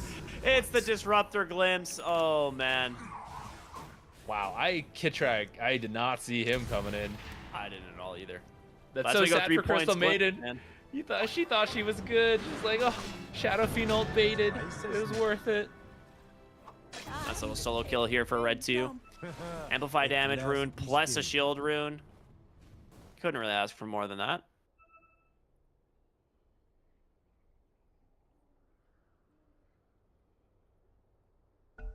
Just a quick pause. Back in the action.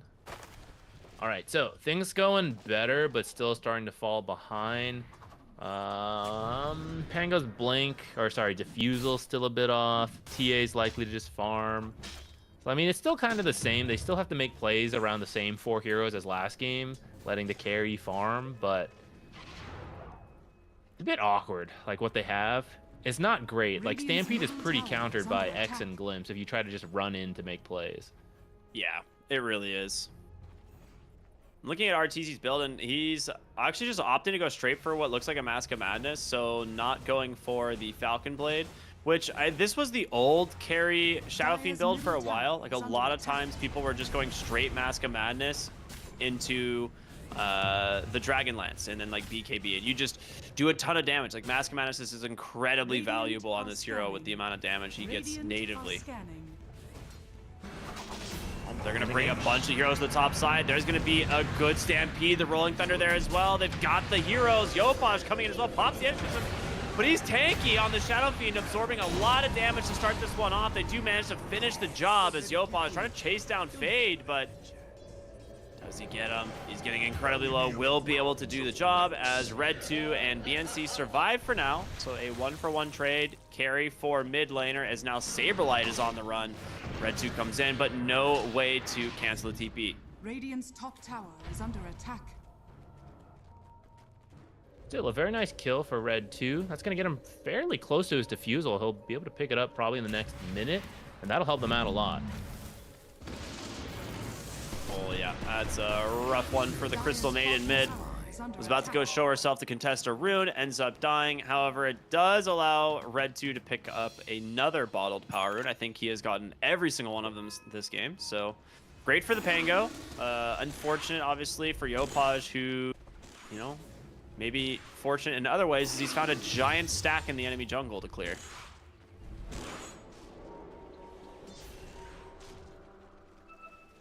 The token? The token. Get it, Kid Track. Alright, well, they managed to clean it up on BNC and Red 2. Not giving up the big creeps, at least. Thank you, my beauties. I mean, Yeah, much definitely better wants that game stack. so far from Apex Genesis, right? Yeah, and that defusal is getting really close. Hopefully they can find some plays with it. I guess we'll see how bad the nerf hits. If you know, Pango will end up dropping off, but doesn't seem like it if history has taught us anything. I mean, you hit this guy with relatively small nerfs, it just does not seem to go, but 4 to 3 strikes is a pretty interesting change. Maybe we'll finally see something different. Okay, if he built something different, I would not mind Pango staying in the meta. I'm just tired of the defusal meta. Yeah, I am too. I actually don't know if Pango is actually nerfed, to be honest. It's just because defusal is so insanely broken on his kit. It's almost huge. Am I crazy? Yeah. Is it always that Yeah. large? They've increased the radius a few times on this ability. It's 550 radius. Also helped by the cosmetic where it's not as transparent, I think. But Guess yeah, that is so. a Oh, massive 7 ability. yeah, 7.35, 50 more radius on the ult. So I guess he's been out of the meta. I guess I just haven't seen it. Yeah, Yamson. Yamson getting ran down, as well as let's see. He's gonna be able to take an arcane rune, but both supports will end up dying, and they will settle back into the mid lane. Red 2 is like, I got this new defusal, guys, but looks like they're just gonna walk away. They don't really seem to care all that much. You know, this is the part where Glimpse on Disruptor starts to feel very oppressive. We've seen him be involved in making several of these plays. It started off very quiet, but suddenly we've jumped up to a 6K difference at 12 minutes and 30 seconds. It's kind of what I meant by earlier. Like, once you get going, you have the tools to just go, go, go. Just keep glimpsing people back, X marks them, prevent them from getting away. We'll see if they can find a fight, because it's still salvageable at this point if they manage to get a couple kills on Apex Genesis. Dire's middle tower is under attack. Smoke up. I think this is scanned right away, though. That's rough. Crack nearly pops it, but doesn't manage to. And instead, they're like, guys, if they're going anywhere, it's to get RTZ. So we'll smoke, head in his general direction as well. The smoke's going to break. Nice little check here from Jens onto the high ground, but there's going to be another static storm holding Red 2 in place. The fear, it catches him. No, a glimpse pulls him back. in for another torrent, and guess what? Saberlight, he's gonna help finish off the Crystal Maiden as well. So Stampede down, great rotation in from Shopify, and it just, like you said, really good read. The glimpse or the scan hits at the Dire's perfect middle time. tower has fallen. Yeah, I will say that was a lot of damage to the Death Prophet. I thought, you know, maybe they could get something, but couldn't stop her from starting that Spirit Siphon, and they just run around. BNC gonna live a little with his ult. Man, that's a long-range Tidebringer. Yeah. Level 7, or level 4 Tidebringer's range is pretty wild. Yeah. Invisibility. Dire's bottom tower is under attack. Do you think, I'm just cooking here a little bit. So Pango, each individual one now does more damage. What about an Axe Rush? Is that crazy? Because the Axe is technically better now with the 2 hits it has. Yeah, maybe. Kitrak will find death there thanks to Red 2's Pango. Really good play from Yamsun with that freezing field, just zoning off those 2 heroes, protecting that Centaur. Yeah, I mean, the Ags doesn't change, right? So maybe it's just way stronger. It's hard to say. That's what it's like. That's what I mean. It's like, I don't actually feel like Pango was nerfed at all. Yeah, Swashbuckle, I guess, does 3 instances instead of 4, and it nerfs just the diffusal aspect in terms of mana burn, but it does more damage. Yeah. Dire's The structures Axe are does like fortified. 70 more damage per hit now, or per double hit, I guess. Yeah. Maybe. It'll make Basher less oppressive on this hero too. I think those are the 2 main ones. Maelstrom sometimes bot, not so much. Fight going on over here. The boat another- not on the mark, but they do have a Stampede to get them to safety. They're trying to escape here on the Pango, but there's just, like you said, too many avenues to just pull them back in. BNC gets the deny at least on the life drain, but Red 2, too many auto attacks, will end up dying to Yopaj. Meanwhile, bottom, Arteezy's the one getting ganked. Gets a nice Requiem off on the run now, but he's going to walk right into a trap from the TA. And it's only a matter of time to blink out from Faye. They're going to give this one on over to low skill. Nicely done. Got 1,000 gold for the team. Very much needed. Looking for low skill, though. That's the Deso. We've seen this so many times. It's like Yopaj goes in, they force them to try and run away, and then it's just an immediate glimpse back with the Disruptor. They've been playing this really strong. Death Prophet needs to be a little bit careful as Red 2's coming through. So is Fade looking for the stop. Actually misses thanks to the tree pathing. That's unfortunate. And honestly, Yopaj, he's just going to stand on this Pugna. What can you do, man? Exorcism is so dang strong. Sucked the Pugna. Yeah. I guess there's always been a question of, you know, who has the most powerful suck, but today definitely for sure is not Pugna. In a way.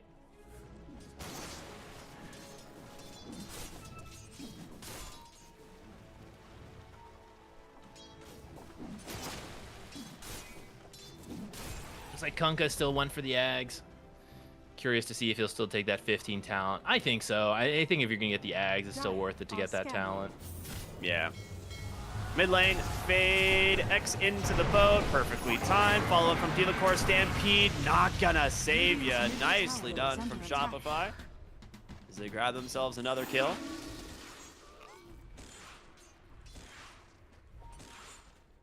Where's the Arteezy check? What has he been up to?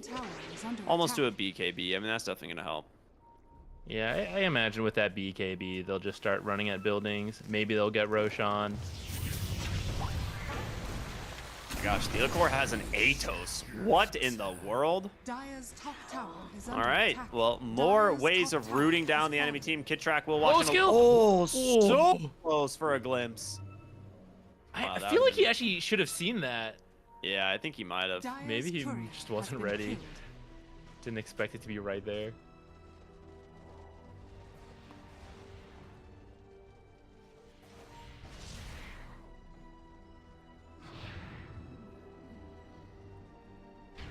I'll take that.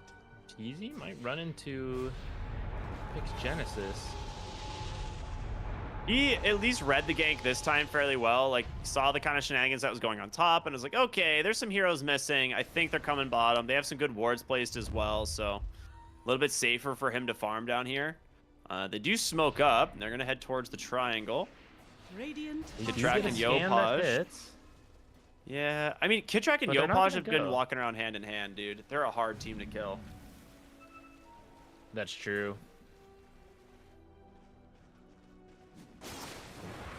Radiant's bottom tower is under attack.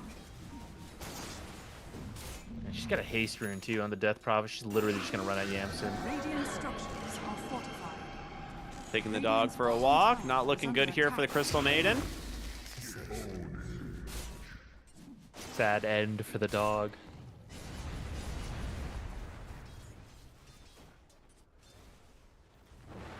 Radiant's And bottom lane, tower is under RTZ attack. should be able to finish up the tier 2 tower here fairly easily. And with that, should get his level 15 talent here fairly Radiant's soon. bottom So tower presence has aura fallen. affecting buildings. Dire's top A tower lot of is under times attack. is the play for carry Shadow Fiends just because it's just so much armor reduction onto buildings. Like 7 armor reduction is crazy. Synergizes really well with the Death Prophet like we talked about early on. And they're going to put this to use immediately. So first fortification comes out, but yeah. When your Yeah, tower this misses is- half of its armor, it's really fast push. Yeah, he's got BKB. It's really tough to Radiant's push into bottom him. tower is under attack. Dire's Fade's Yeah. cutting the wave.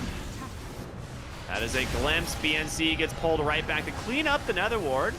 He's trying his best to life drain through this one, but this is just way too much damage. Low skill on the backside, has a blink, but I think they see him. And they know something's up. He's going to run in, has to blink to safety. The exorcism is expiring. Lives? Of course, you do have a BKB here on Shadowfiend. He's going to zone out the rest of them. This Rolling Thunder is destroying them, but honestly, TA is trapped inside the static field. Can't get out. As now they manage to clean up the TA. It's a 2-for-1 trade at the moment, but it might get worse as, yep, they're going to grab that Crystal Maiden. A ward does get placed here. Nice blink stun out from Fade Swashbuckle. They get down the Kunkka. It's a nice find, but Fade not be able to make it out of here. This Shadow Fiend does a lot of damage. There's another wave coming. They do not want to give up this Rax push. But they might have to. Buyback coming in off of the Centaur. Did you manage to stop his blink? But he gets the stomp. The Swashbuckle on in, and RTZ's gonna go down. Yopaj, he's got no life drains left. However, you can TP out. Fade's already used the stomp. No Rolling Thunder. They make it to safety. That was how many buybacks? Just Centaurs? Super A worth little bit of a buyback. costly hold, but I think they do end up ahead because of how far they are behind. They end up with a decent chunk of money for that. I mean, RTZ was worth like 1,100 gold, 1,200 gold almost. Yeah. So pretty value. And then on top of it, they saved the barracks, which was certainly going to die if, you know, Centaur doesn't come back. Like, they would have lost the melee barracks, I think, for sure. Oh, Yopaj, bottom lane. Isolated for the moment, but they've got their eyes set on Kitrak. So a really nice find from the Templar Assassin. They'll know about that ward now. Stampede coming through as they're looking for the Death Prophet. And honestly, a series of really big kills here for Apex if they can finish him off. And it doesn't look like they can stop him. Now it's going to be Saberlight on the run. Throws a defensive Torrent Storm, and he will make it to safety. I mean, that's Roshan now for the side of the Radiant. Wow. That jumped down the net worth difference so quickly, actually. Yeah, they're going to get the Roshan too. Perhaps we have a game on our hands now. A little bit of overextending, because the Shopify Rebellion definitely could have backed out and taken this Roshan. Gone again. But feeling really strong, they just tried to force that earlier barracks, and maybe they're getting punished for it. Is this the start of an insane comeback? Late game Meld Strike buffed? Aghanim's True. Pango buffed? It is like the ripples in the water, I would say. I wouldn't really consider it like a tidal wave movement of any kind. But throw, they're like, still one more. 9K behind. And Gotta throw eventually one more Shadow Fiend rock is in very there. scary. Just, no, you need like a boulder, man. Throw the whole boulder in there. Dire are scanning. Where's Primal Beast? Alright, the scan connects. They know Red 2's up here, or they know someone's up here. Oh, what wow. a read from Kitrak. Unbelievable. This guy's good. Smoke pops, checks the zone with that kinetic field, finds the Pangolier.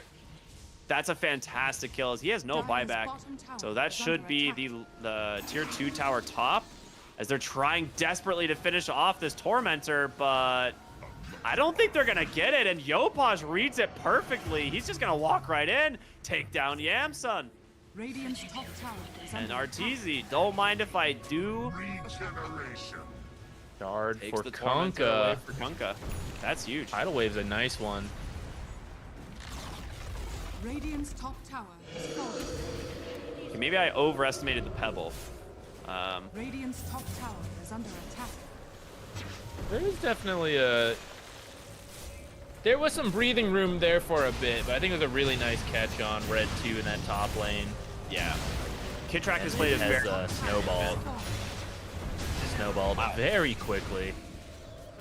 Nice silence there from the Death Prophet, trying to slow this up. That being said, this Templar Assassin and Pango are actually doing a lot of damage, and they are going to respect it this time and walk away. Stampede aggressively up onto the high ground. They managed to get on top of Saberlight. He has a BKB. He's just going to hold off on using it for so long. Meanwhile, Pango on the front side taking a beating. The last Mortimer Kisses, it snipes him from downtown. Thelacor, the op main this game. As Yopaj blinks in aggressively here once again. Does not manage to find anything. That was a sick placement on that Mortimer Kiss. Yeah, old Pango or old BKB interactions, he would have lived, but taking damage through the roll this time. He has 80% reduction, right? I believe. Yeah, but not enough when you've only got like 10 health. Very true. Thelacor has a Ghost Scepter queued up, so I'm curious if he's going for E-Blade just to get to the... I mean, it's a very good Ghost Scepter game in general, right? You're playing against TA, you're playing against Pango. These are all really good items, but it also builds, you know, with an Aether Lens, so getting yourself some extra cast range is always nice. That'd be pretty cool. Oh, Glimpse catching low skill. Doesn't have BKB. Doesn't have teammates nearby either. Kunkka's got a boat in 2. You have Torrent Storms, plus, you know, the Tidal Wave. Like, low skill is trapped here for an eternity. That being said, Arteezy is fighting his own battles on the bottom side of the map, trying to finish off Yamsun, brings him down to 3 HP and he lives, but it's just gonna be a nice trade. Oh, the Centaur dying is not ideal. Has been killed. Wait, and he killed Yamsun? Fade's worth 600? How did Yamsun die? Did he get glimpsed back? X Radiant's back? middle tower is under attack. He died to a siege creep. He walked by the lane and got sniped by a catapult. Oh, Man, catapults have no. insane acquisition range. They really do. A catapult was like, hey, where do you think you're going? Are you walking over there? Radiant's middle tower is under attack. Just get sniped. You know, I mean, he literally lived on 3 HP on the Crystal Maiden. I guess he thought he was out, but Radiant's bottom no. barracks are under Ends attack. up being a successful trade for Radiant's Shopify. structures Arteezy are fortified. finds himself another death, but the big win, obviously, you get the Templar Assassin. Centaur dies to the Requiem, and then you also get the pick off onto the Pangolier. And this should be another lane of barracks. Radiant's bottom barracks are under attack. Not as a little dominant slower without performance, the but pretty good still. SF. Yeah. Well, they got to try some new heroes that got buffed. I mean, what do you think of what we saw? I think Disruptor laning stage looked a lot better than what he had before. It does, but it is also into a Pugna, you know, and it's like, I have to wonder, it's like, if you put a Techies in that lane, does Techies just beat the Disruptor, you know? Like, would you, like, if you're playing with another 4 position, like Techies, Rubik, like some of these, like those typical heroes that we see, does Disruptor still trade well into them? And I don't know for sure. It's just, I don't think of Pugna as like a notoriously strong lane hero, you know? Radiant are scanning. But it Used to be a definitely little stronger. has merits. Yeah, but yeah. Smoke wraparound. Ward comes out. They manage to get Thelacor right off the rip, and that's quite nice. They do manage to trap the Centaur here, but he pops the BKB. Red 2 on the backside, protected for the moment, but he's trying to just stampede away. Instead, he walks right into the Shadow Fiend. A 1-for-1 trade right now favoring Shopifyers are looking for BNC on the Pugna. He gets tidal waved into the hands of the Shadow Fiend, then another kill quickly cleaned up by Saberlight. Question is, can they get anything else? I don't think so. Arteezy, This though, time they're pushing into the base, beelining and the barracks. Arteezy's here with that presence of the Dark Lord. The Dark Lord, notorious for hating buildings. Yeah.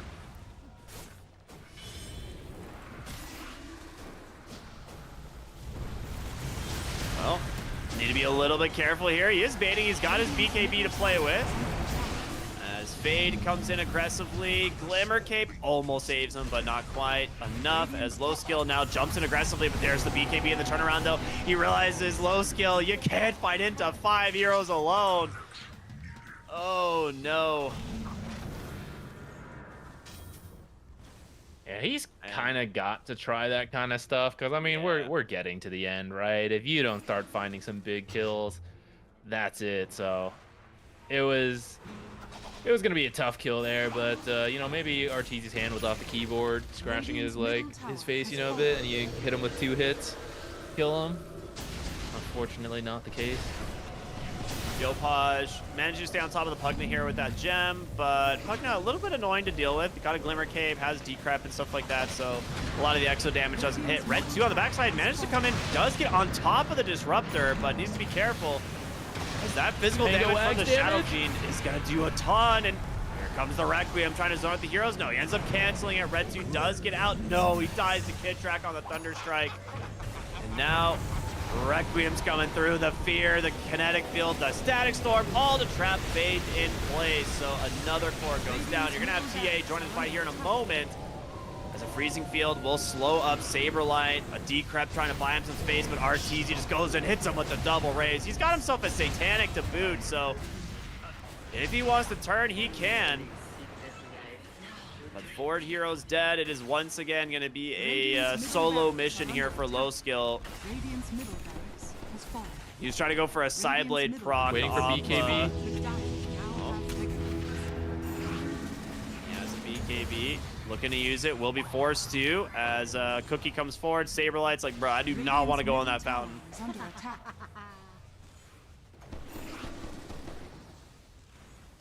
No GGing out. Respect No it. GGing Just out. let it end. One more fight. Come on, guys, we can do it. Radiant's Come back middle right here. tower has fallen. Look, he's TPing Saberlight. out. Nice silence from Yopaj. That's really nice.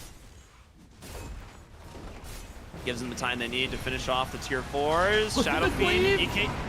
Oh, baby. He gets cleaved. Such a nice play there from the TA, but you've got to get yourself to safety. Nice slows, nice traps out from them. The roots in tow as well from Yamsun. The stomp just holding him in place. Gunka finally pops the BKB. Tired of these shenanigans.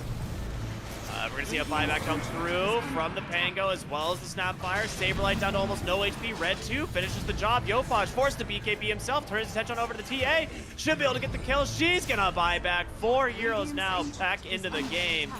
As Arteezy tired of being left out of all the fun.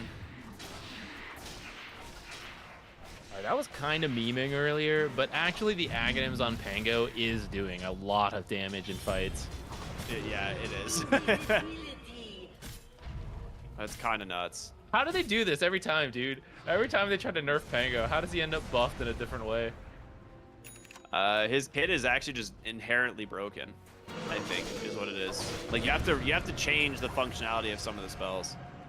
Low skill, forced to BKB, TP on home, barely makes it out, and well, your throne's exposed. You have a fortification for the moment. Glimpse is gonna pull BNC into the wrong neighborhood. As Yopaj going for the body blocks here, traps him to cage. Force Staff's not gonna save him. Arteezy finishes off that kill. Centaur canceling that TP as the throne's getting very low. You gotta do something. The stomp's out, managed to catch the Disruptor. Arteezy on the backside just finishes off Yamsun so easily, and they're gonna turn to Low Skill. The TA without a BKB can't go anywhere. Red 2 gets 1 kill. Yamsun with a freezing field gets 2 shot by the Shadow Fiend. He gets an ultra kill. Give him the Rampage. He's looking for Fade. Is it going to be enough?